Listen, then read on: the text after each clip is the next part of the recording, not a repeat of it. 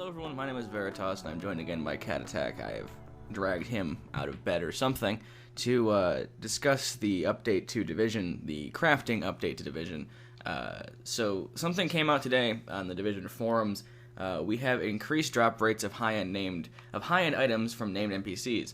So with the crafting nerf that hit in the previous patch notes, everyone started freaking the fuck out about things becoming 6 times more expensive. The crafting became, essentially nerfed to the point where it was useless. People were cautiously angry about it.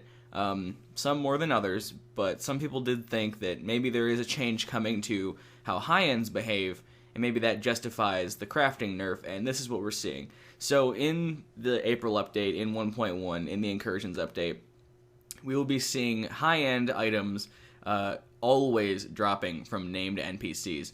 So that means in the Dark Zone, when you're farming bosses, if you do daily missions, any yellow health person with a name above their head will now guaranteed drop a high-end loot item, be it gun, armor, mod, what have you.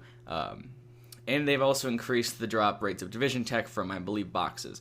Now, people will immediately think, well, this just means this is invalidating all my efforts, this is invalidating crafting, this is, making it so the game is too easy, who was crying to make this a thing?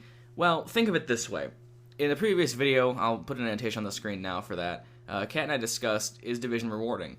And we came to the conclusion that Division has a little bit more variety than Destiny in the fact that when you get a gun to drop, doesn't necessarily mean it has the same rules as someone else that has the same gun. Division, it also seems very difficult to get certain weapons to drop or certain pieces of armor to drop. So now instead of hunting for an item plus the mods or the perk rolls that you want, you're simply hunting for the perk rolls. Just because you're going to get guns and armor like candy now. So it's going to be easier for those that play the game a lot to have their perfect gear. And it's also going to be easier for people that play more casually to, have some high-end loot. Jumpstart them up there. So everyone will kind of be on a more even playing field. A good high-end versus just a regular high-end, will make a world of difference. But now at least it'll be more fair, and it'll be easier to kind of get to endgame, but then to survive and be, happy at endgame will be a whole different story. So farming in the Dark Zone is going to be a lot more dangerous now. I see people saying that, the whole rogue deal of people going rogue is like, it doesn't happen, no one goes rogue. The Dark Zone's this passive place, and people would wish it was more violent. I wish they played on Xbox, because Xbox is a heavily violent place in the Dark Zone, and I don't see how people think the Dark Zone is this, mamby-pamby wonderland where no one ever shoots you. I bet they're PC players, because PC is more, apparently, nicer than Xbox, but, yeah, come over to Xbox for a week or so, and then, say that again. But, so they're modifying the loot tables for each named NPC, so each individual named NPC will have a particular piece of loot that they're more weighted to. So, finding which NPC drops, a sniper rifle will be part of the fun, and then finding an NPC that drops, what piece of, armor or gear you want, then you can farm that boss. I'm kind of hoping that in this patch, or sometime soon, that they fix the fact that you can full mission skip certain missions, with smart cover, abuse, or whatever.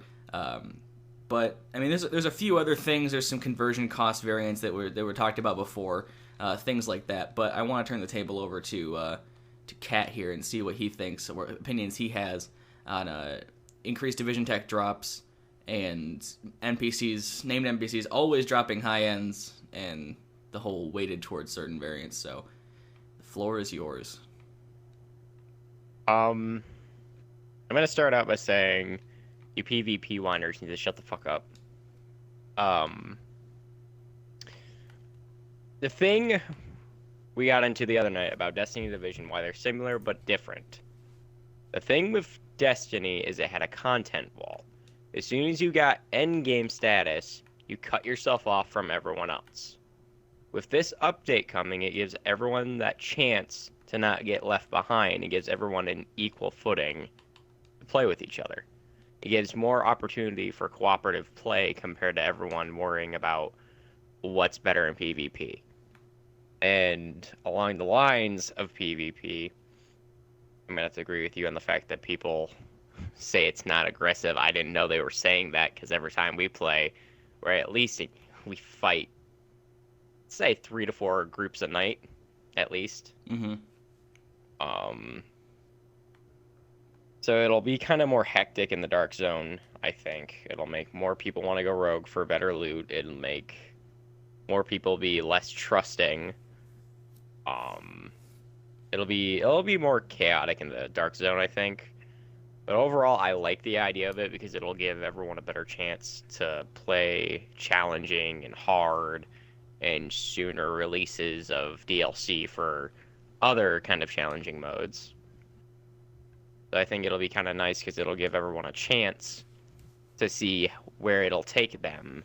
It's not going to necessarily mean they're the most overpowered character, but it gives them a chance to get some good loot. Mm-hmm.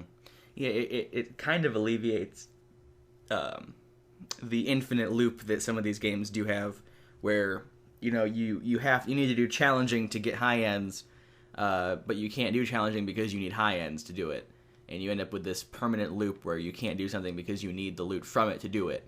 And this kind of offers a way, but it does concern me though because it feels like it's invalidating challenge mode. Honestly, it does, because if you could, either wander into the Darkstone and kill a couple bosses, which will be more risky now because everyone's going to be like just killing each other. I also feel like the Darkstone's going to be more of like a manhunt and less of a AI killing. Like if you have one person killing NPCs and then everyone else is hunting down the people that are killing NPCs, it seems like there's going to be like a new ecosystem in there. But for challenge mode seems to be like the one place in the game that has a guaranteed high end drop. And challenge mode, depending on where you are at in the game, can or cannot be difficult. We farmed it 5 or 6 times the other night with a decent team, and Cat's not even that well geared. But challenge mode's definitely doable at a certain level, and at a lower level than I ever thought it probably was. But challenge mode's also a place where there's guaranteed crafting materials, one each. One of 2 variants. And the boss has a higher chance to drop high ends, and then from the mission itself, you get a high end drop guaranteed. But now I have to think that doing a daily challenge mission to get a guaranteed high end off the boss, then a guaranteed high end from the mission reward, that's 2 high ends, and then you get like a piece or 2 of crafting material from it. I have to think that that's probably slower, and overall a less good use of your time than say farming something like Amherst Apartments that you can pretty much do in 5-6 minutes, kill Rogan, then do it again, or glitching forward in like the Police Academy with the smart cover and killing a Scarecrow over and over in like 4 minutes, or any of the other farms that people are still finding. I feel like challenge mode is now going to be invalidated, because I don't think there's anything that comes from challenge mode particularly that cannot be now gotten by just playing elsewhere. So that kind of worries me. Even hard mode right now is kind of invalidated, but it does give you something to do every day, and then I have to think, well, assignments are coming out too, so those will be daily bounty type deals, and those are going to give division tech. So division tech now comes from doing stuff that doesn't have to necessarily be in the dark zone, and you're going to get high ends from every named boss in the game. So what stops people from just doing the daily assignments and then farming missions over and over again using glitches to basically invalidate hard mode, dark zone, and challenge mode? That doesn't really seem... I don't know. I don't know if that's going to invalidate the current content or not. And it is more of an MMORPG, so, when the new update comes out, the old content will kind of be invalidated in terms of, how lucrative or how good it is for your character. And I know that's a thing that actually happens.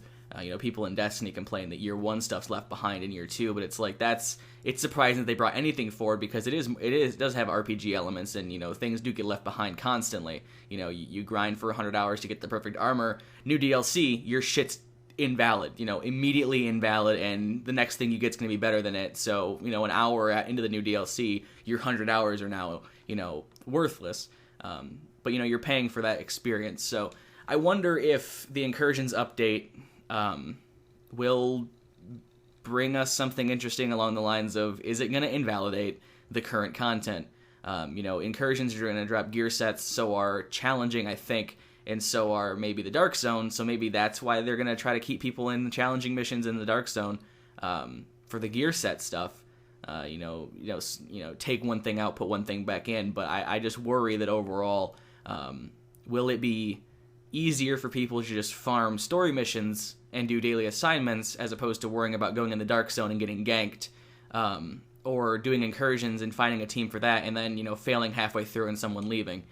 So I worry if they've actually thought this through or not. Well, I'd like to just quickly say that you only get the crafting materials from the challenging mode for the daily reward. Okay. So once you start farming it, you don't get any materials. You just get 30 credits, and then whatever amount of actual credits you get in-game. I don't remember the amount. But that's the main reason I think people do challenging those, because it's 30 Phoenix credits per drop, plus whatever you get off a boss. Right. But I don't think Phoenix credits are going to be... in the update, they're getting rid of the Phoenix credit vendor in the Dark Zone to be DZ funds, and the only place you'll need to use Phoenix credits is to buy it from the Phoenix credit vendor at the base of operations, because they're nixing Phoenix credits to be recalibration tools for HighEnd. Those are going to credits. So there's 3 places in the game currently to use Phoenix credits, and they're getting rid of 2 of them in the update. Introducing... Well, the thing is... Just my thought is, if they're going to be making it harder to craft stuff and making high-end stuff drop a lot easier, I'm thinking if you buy stuff for your Phoenix credits and craft it, it'll be better than anything that drops. And that's true. I think they're also bringing the focus back to the gunplay and playing the game as opposed to farming for materials and then crafting 100 things. Because that's, farming for materials and then crafting your guns is more, I would think, from a gameplay standpoint, more boring experience than, playing the story missions, doing the dailies, going in the Dark Zone. They're trying to move the player focus away from, crafting's the end-all be-all option, back to play the fucking game, which is something that I've always thought of as the point of playing a game. You spend $60 on a game or whatever, and then you just sit there and you don't play it at all. You kill one guy 1,000 times in 10 hours and then use those materials to craft a perfect gun, then you're done. You paid $60 to sit in a corner and shoot one guy? That doesn't seem fun, but, to each their own. But, I think they're bringing the focus back off of maybe farming and putting it back into farming, actually. So, I don't know. It's weird. I don't really know what the hell they're doing.